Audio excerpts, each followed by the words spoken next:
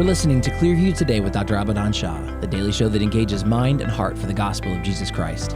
I'm Ryan Hill. John Galantis. You can find us online by visiting clearviewtodayshow.com, or if you have any questions for Dr. Shah or suggestions for new topics, send us a text to 252-582-5028, or you can email us at contact@clearviewtodayshow.com. That's right. We want you guys to help us keep the conversation going. You can do that by supporting the show. You can share it online with your friends and your family. Leave us a good 5-star review on iTunes or Spotify, anywhere you get your podcasting content from. We're going to leave a couple of links in the description so you can do just that. The verse of the day today is coming to you from John chapter 5, verse 30. This is Jesus talking. He says, "I can of myself do nothing.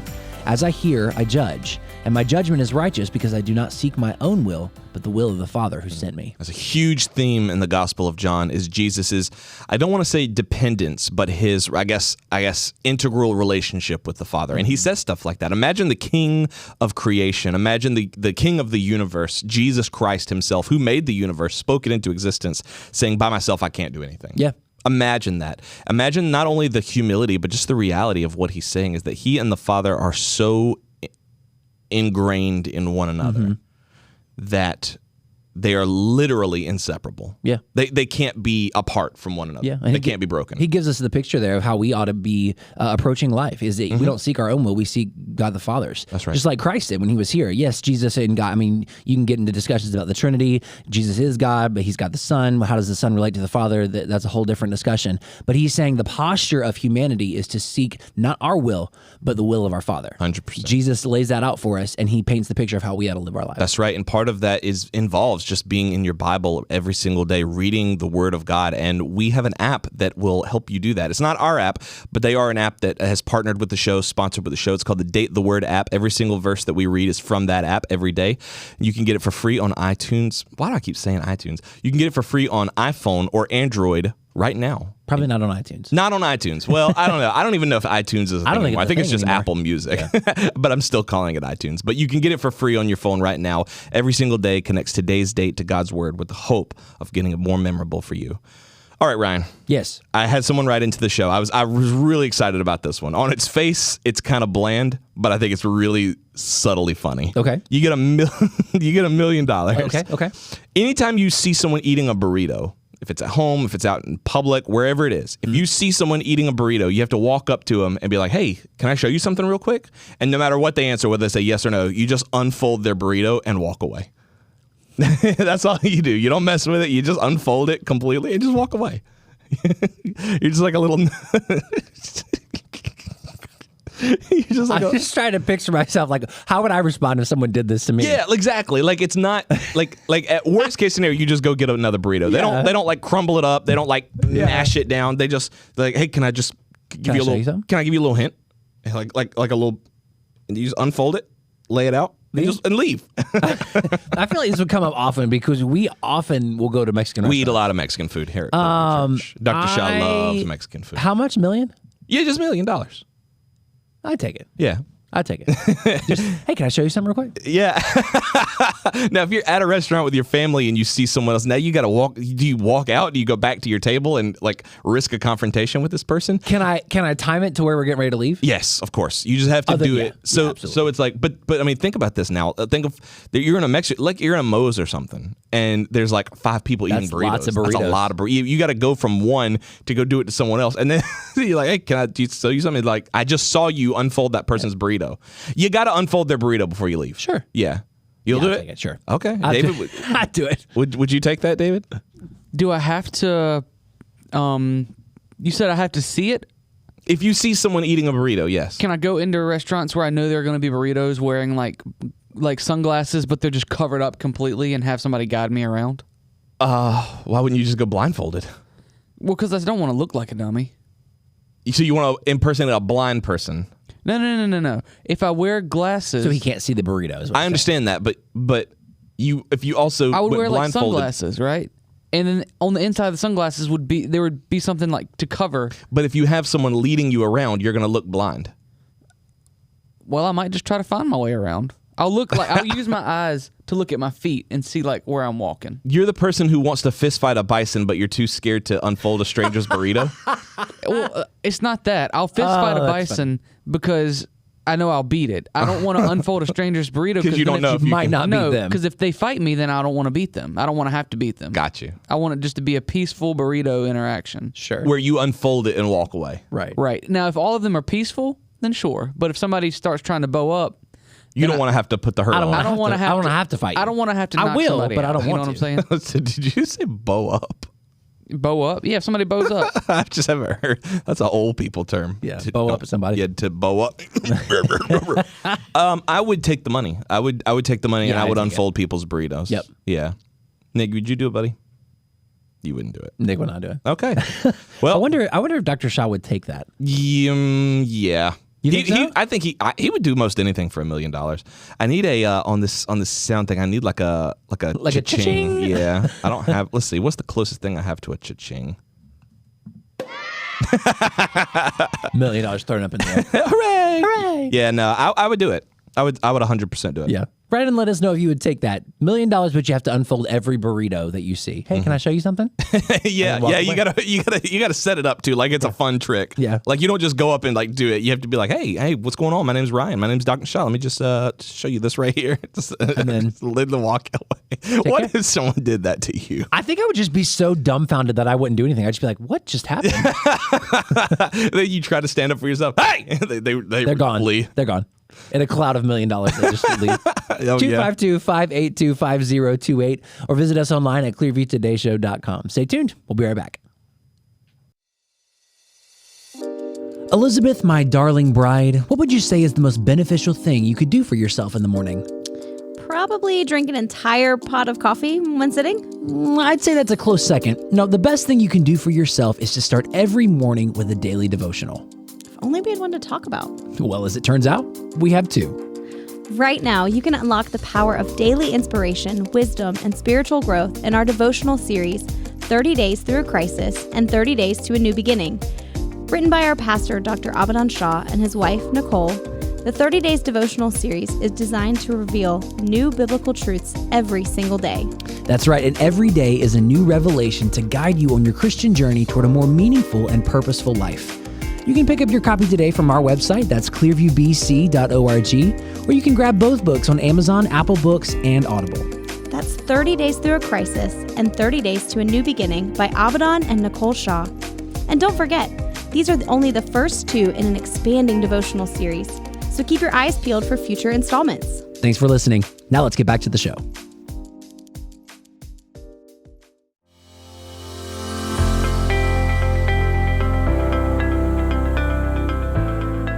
Welcome back to Clearview Today with Dr. Abadan Shah, the daily show that engages mind and heart for the gospel of Jesus Christ.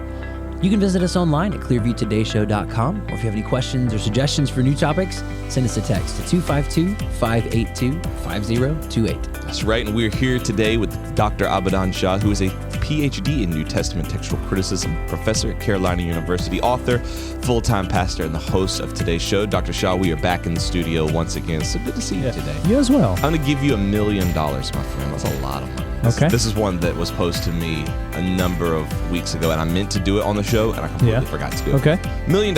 Anytime you see somebody eating a burrito, you have to be like, hey, can I just give you a little piece of advice? Can I show you a trick? And they're like, yeah, sure. You just have to unfold their burrito. That's all. Just kind of like Just unfold it, yeah, and be like, there you go. That's it. You have to ask permission, and they'll always tell you, yeah, it's all good. And how much do I get? $1 million? You get $1 million. And how long do I have to do this? That's for life.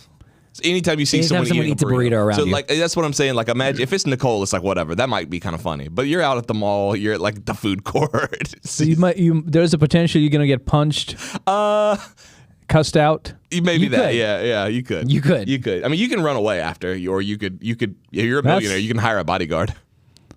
That's true. Yeah, Can I you're pay right. someone else to do it? Yeah. Yeah. Sure. That's true. Yeah. You can pay someone I'll else. take it. Hey, someone else take your licks I for know you. people like that who would do it for like, hey, every time we do this, $10. Yeah. And they'd be like, sure. Absolutely. To me, that's really funny. Where it's just like, hey, can I just give you, like at the gym, people come up, can I just give you some helpful advice? You're like, yeah, sure. You just unfold the burrito, And that's it. Just walk away. Yeah. I think most of the time people would just be so stunned that they wouldn't react. They'd just be Yeah, like, true. What just happened? Yeah, Is that true. real? It depends on who it is. Some people will just let you have it. It's dangerous for us because we eat Mexican food a lot. We do. We love. I mean, That's true. To me, that's. I love Mexican food. I'm the type of person I'll eat the same thing over and over for a week and never ever get tired of it. Yeah. And there was I've been eating the beefsteak picado for good night, like 15 years. Yeah, Really? it's good. Look, That's man, all I eat. it's just good. When you find something that works, I mean, you don't want to deviate too far from it. Yeah. I've definitely had places where I've actually had people come up to my table. They haven't like touched my food, but I've had people come up to my table before. I think we were at Olive Garden one time, and they were like, "Hey, you shouldn't be ordering that." And I was like, "What?" They were like, "Yeah, you shouldn't be ordering that. It's way overpriced. They don't make it good here." I was like, "Get the heck out of here! What it's are you not your talking business. about? Yeah, get out of here." Who do you think you are trying to come to my rescue? food. I wonder if someone paid him $1 million to do it though. Probably. Yeah. I don't know. Next time, be like, can I check your pockets real quick? Do you have $1 million stashed in there? David texted and said you could pay him to be your body. He would happily do it. He'll happily just. You're hired. Yeah. Where's the million? Yeah, just unfold people's burritos. No problem. For $10, we would That's do right. that. Yeah, you may need some rescue though. After you may need someone to come to your rescue if you go around doing that. If Yeah. You could pay You may have to someone hire somebody Yeah. Yeah. to Yeah. protect you. True. The bodyguard for the bodyguard. You could pay someone to come to your rescue, but a lot of times when we're in trouble, we desire that rescue. We desire someone to come and meet us where we are at our time of need, and that's exactly what God does for us. That's true. And we're going to talk some more about that today, but in light of that, Dr. Shah, what is our daily encouragement for our listeners today? Well, rescuing feels weak. True. To be rescued feels weak, but not when it comes to God being your rescuer. Yeah. And many times we're trying to do things in our own strength and our own power, staying up all hours of the night, trying to fix a situation. Here's a suggestion. Take it to God in prayer. That's right. Let Him rescue you. And that rescue may not be immediate resolve of that problem, a resolution of that problem. It may take time. It may take some ends and bends. That's okay. But God will rescue you in His timing. That's right. And just trust Him. That's right. And it's funny because when I think of people rescuing, I always think of those like videos of moms where like the baby's about to fall off the bed, Yeah. and the mom like is doing a dive bomb, Parent to catch it and reflexes stuff. real quick. and then they have to take all that time to be like, oh my heart, I'm so. But God is never like that. It's not like God rescues us and He's like, thank goodness I made it just in time. It's like He from the very beginning of time He knew every instance where you would have to be. In rescued. fact, the primary way we encounter God is in times of trouble that's when right. He comes to our rescue. That's right. That's the whole idea of salvation. Salvation involves saving. Yeah. Saving means rescuing. That's right. So, yes, there are people who will talk about God being holy and God being loving and God being creative and God being the provider, and all those things are great, but ultimately He's the rescuer. Right. And all those other attributes sort of flow into that. And I don't want to ever lose sight of that. He is the rescuer. He is the saver. That's true. That's true. And our worship, you know what I mean? When we gather together, we worship God. That's just a natural outcome of people who have been so awed by God's rescue in His life. I know for me, like the fact that, and this is so cliche. Oh, God saved an old sinner boy like me. But at the same time, there's some truth to it. Like when I really take a reflective look of who I was, the things I did, and the attitude that I had even towards God, the fact that He would still save me, like the only response I have is to worship Him. Right. Yeah. There's nothing else. I can't be like, hey, thanks a lot, appreciate it. Yeah. Like I have to devote my heart and my soul and my life to God for doing that. I just think about it from a parenting perspective. Sometimes when you have to like go and repeatedly rescue your kids, your kid is like, a little one that kind of toddles too close to the edge of something, or they, trying to pull a chair down on them. Eventually you're going to be like, all right, come here, come here. I'll save you again. But that's not the way God is with us. There was a quote in Star Wars Episode 1 where Qui-Gon Jinn saves Jar Jar's life, and he goes down to the Gungans and he's like, I saved his life. His life belongs to me now. And I remember as a kid thinking that was actually how it worked in the world, and then having to relearn that in Christianity, being like, no, that is true. My life, you saved my life. My life belongs to you. Yeah. You know what I mean? That's right. And I don't know why that quote always stuck out to me, but I try to live my life that way, where God is telling me, hey, I want you to go this direction in your life. It's like, I don't want to. It's like, My life isn't mine. My life is not mine. But it's and yours. if you truly understand what you said just a few moments ago, that God saved someone like me, if we truly understand that concept that I was dead in trespasses and sins, I had no hope. He made me. He sent His Son to die on the cross for me, to give His life for me, to be my substitute, to take my sins upon himself, and not just mine, but the whole world. But this is personal right now. So my sins upon himself, he did all of that. He conquered sin and the grave. So not just sin, but also the grave. He died my death, and he's alive today. I mean, the whole idea should so overwhelm us that we launch into praise. Yeah. And there are people who are not perfect, but they at least have that concept down. I have a lot of respect for them. Because when they worship, whatever style of music it is, it doesn't matter. It's coming from the heart. Yeah.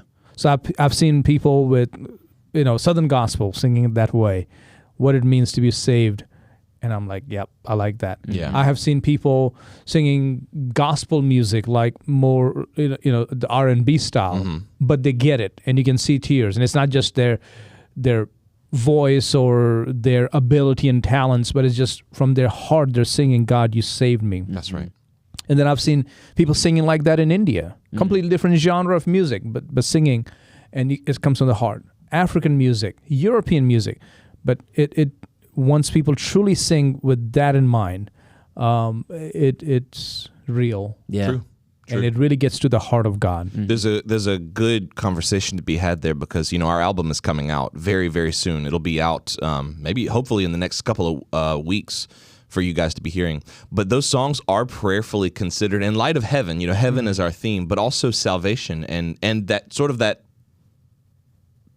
What am I trying to say? That premise that you're setting up there, which is, I was in need of salvation. I was in desperate need.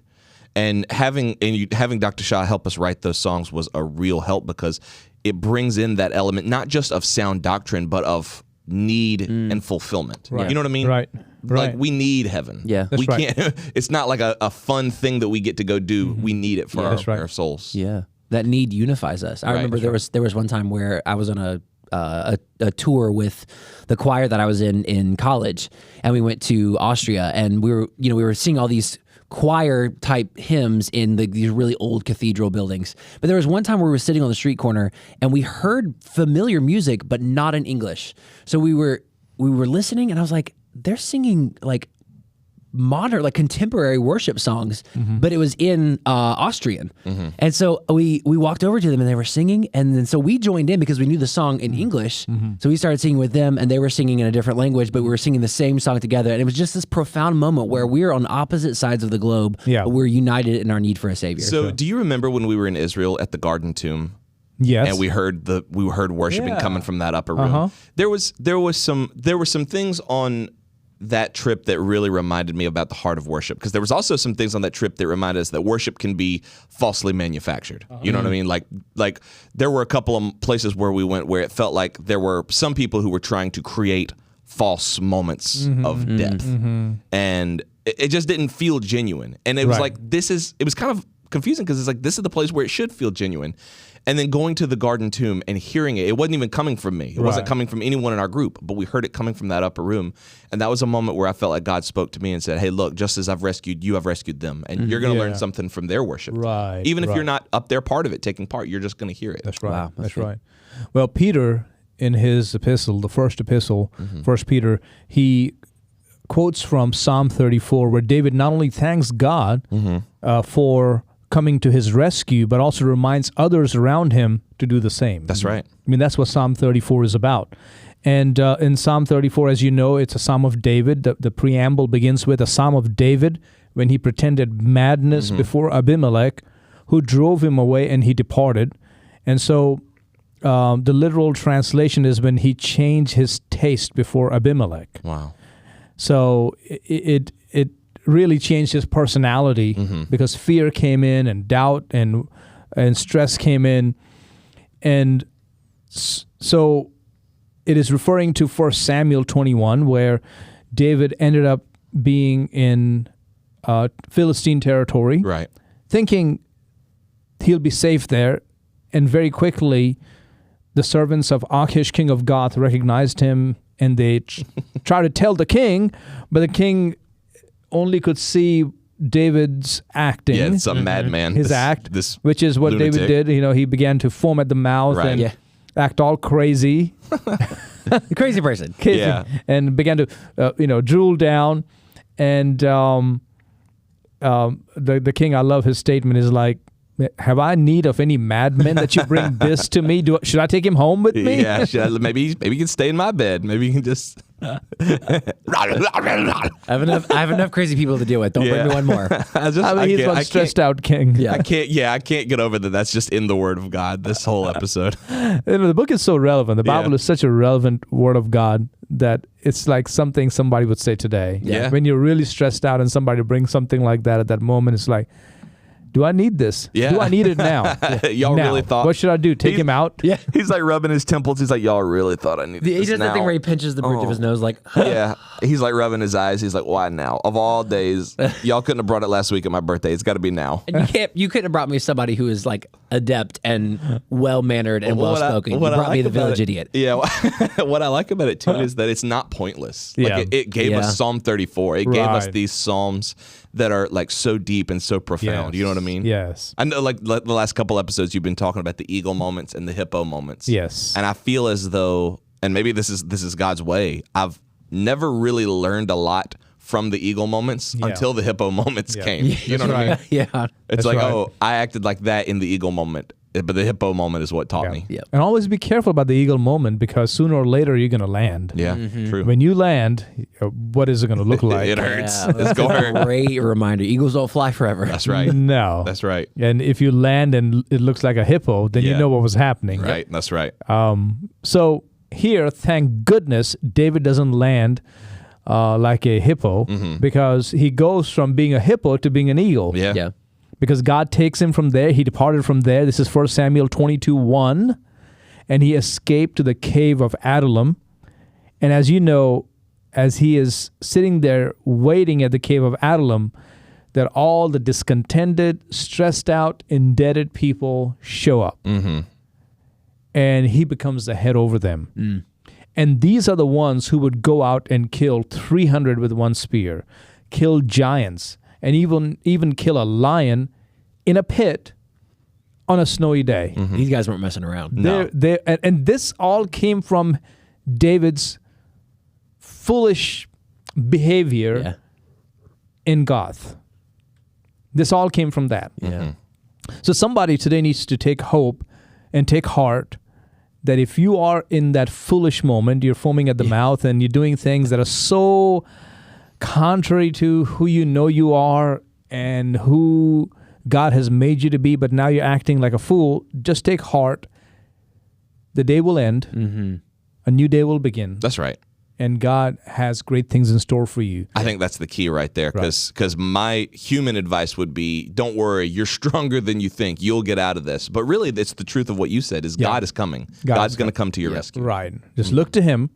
He's not going to let this be your last day. That's right. This may be a bad day, but He's going to turn it towards something good. Yeah. Don't lose heart. So good. Like David was in his hippo moment era. Oh, He was firmly in the middle of a hippo moment, but because of that, God led all these people to him. I mean, without that moment, could that have still happened? Yes, of course, God could have still worked it out, but God worked it out in such a way that David still went through the embarrassment and walked out on the other side with these men fighting alongside him. But it was not immediate. It's not like he left Gath and next thing you know, he's at Adullam and all these people are coming, and it's like, oh, okay, so it worked out. It all worked out. I should do that more often. Yeah. I thought for a second there it was going to be really bad. Yeah, and it's not like that, because what happens here is that he had to come right through the David asked the question. He said, "Our David, can hippo moments be hippo years?" I would say so. Yeah. Unfortunately. Moment is an unspecified amount of time. Yeah. Sometimes it can be a decade. Like, for God, that's only a moment. But for us, it could look It could take a little long. time. Yeah. Yep. But he had to come right through the Elah Valley, the place where he had fought against Goliath. How do you think he was feeling? Oh, bro, I can't imagine. I was thinking about that. That's really, really poetic that he has to go through that same valley that he, in a sense, conquered the world. Yeah. Like, Yeah. we're still Yeah. talking about David and Goliath today. Yeah. And that's like his huge eagle moment, and then having to pass He's through just with walking this. through, seeing those sights, Yeah. and those memories are flooding back. As a hippo. Yeah. He's not seeing it as an eagle. He's No. seeing it as a hippo. He hangs his 100%. head like, what am I doing? Right. Yeah, what did I just do? What's Like wrong with me? Like, he looks over and sees that younger version of himself, like dancing and cheering before all Israel and Yeah. stuff, and then having to walk through, and that kind of fades away. Yeah. There's a movie scene there. And there's someone who's listening or watching today who's had that goth moment where you, in your marriage or with your children or with your parents or in your ministry or in your workplace, somewhere you had a moment where, when I say moment, it could be a longer period of time, where you did not live up to the person God has made you to be. Mm-hmm. You are embarrassed of that moment. You are disappointed with yourself. And it may not be like sin. Right. It may just be where you did something, now it's like it haunts you. It's like, wow, why did I lose my temper there? Or why did I act so weak? Mm-hmm. Or why did I not know what to say in that moment? I said something stupid. Now I have to live with that. Mm-hmm. Or I acted like a fool. Or I just dropped the ball. Whatever that goth moment is, just know that God is taking you through a journey. That's right. And that is not the end of it. Yeah. And he will take you through this. And so in Psalm 142, it says a contemplation of David, a prayer when he was in the cave. True. It's funny because we think a lot of times we picture David as just that brute or that lucky little boy who killed Goliath, the warrior. But Yeah. we forget he was very artistically minded. Yes. He knew as he was walking through Right. what was up. He knew what God was doing. That's right. So on his way from Gath through Elah Valley, seeing the place, now headed to the cave of Adullam. When he sits down there, listen to what he says in Psalm 142. Maybe Ron can read for us. Okay. Verse 1 starts, I cry out to the Lord with my voice. With my voice to the Lord, I make my supplication. I pour out my complaint before him. I declare before him my trouble. When my spirit was overwhelmed within me, then you knew my path. In the way in which I walk, they have secretly set a snare for me. Look on my right hand and see, for there is no one who acknowledges me. Refuge has failed me. No one cares for my soul. I cried out to you, O Lord. I said, you are my refuge, my portion in the land of the living. Attend to my cry, for I am brought very low. Deliver me from my persecutors, for they are stronger than I. Bring my soul out of prison, that I may praise your name. The righteous shall surround me, for you shall deal bountifully with me. It feels like my son just said this to me this morning, like when he couldn't have a Pop-Tart for breakfast. Like, this sounds just like Gavin. Deliver me from my persecutors, No O one Lord. cares for me. No one loves me. But I mean, he's sharing his heart Yeah. to God. And That's it's right. okay when you're coming out of those hippo moments to say, God, I don't know where I messed up. Or maybe I do know where I messed up. And I am so disappointed. Yeah. And I am so confused. I'm so fearful of the future, apprehensive of what's coming. That's right. It's okay to bear your heart to the Lord. Yeah. Do that. Yeah, David is not a drama queen. You know what I mean? This is an artistic expression Yeah. of real emotion over very real life and death situations Yes. that David has been put through. And he's praying to God. He's saying, God, bring my soul out of prison. What is this prison? The prison of feeling embarrassed. For one, you went into Philistine territory. And then now the word is out that you acted like a fool over there. So his brain, I'm sure, is playing games with him like, everybody in Israel is going to find out what you did in Gath. For one, you went there, you shouldn't have gone there. Number two, you acted like a fool. And then you had to, tuck your tail between your legs and run. Right. And you're going to be the next king. Forget that. You're not going to be the You're king. done. Your day is over. Now, find you another position somewhere. You could to be fit the in. court jester or something. You could be Yeah. Saul's jester. You could be something, but not the king. Yeah. That was not a king-like behavior. And his prayer to God is, God, please get me out of prison. What is the prison? The prison of his own mind. We just did an entire mini-series on this show with Dr. Shah's wife, Nicole. We did a whole series on stress, trauma, PTSD, Right. all this kind of stuff. And we looked at some of those responses where people withdraw and they turn away from God. They lose their worship. They just sink into humiliation and shame, and they stay there for years and years Right. and years. And I feel like we're seeing through David the example that you guys have set, whereas go to God, run to God, turn to Him, Yes. and pour your emotions out to Yes. Him. You don't pour them out online, don't pour them out on social media and on your family. Don't quickly run and find somebody and dump it on them. See, that's human nature. Yeah. I got to find someone to talk to. Talk to God. Yes. Talk to God. Yeah. You're turning to people who cannot help you. What you end up doing is you unload on them you feel better. They may give you some stupid advice, and it doesn't work because they're not capable of giving you advice. But now they're carrying this heavy load. So not only are you in a bad situation now, even though you unloaded on somebody else, but now they are in a bad situation, and they're going to unload on somebody else. Yeah. And meanwhile, you're still in it. You're still in it. You haven't. You're still a rhino. A hippo. Sitting by the pit. Yeah. But now you got this other dude also sitting in the pit with you. Yeah. You just have more hippos around you now. Yeah. Now. Yeah. It's gonna get hard to have any space. Yeah.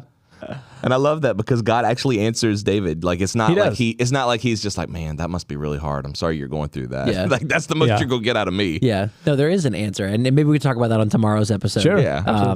To unpack exactly how God answers David and what comes of that. 100%. If you guys enjoyed today's episode, write in and let us know, 252-582-5028.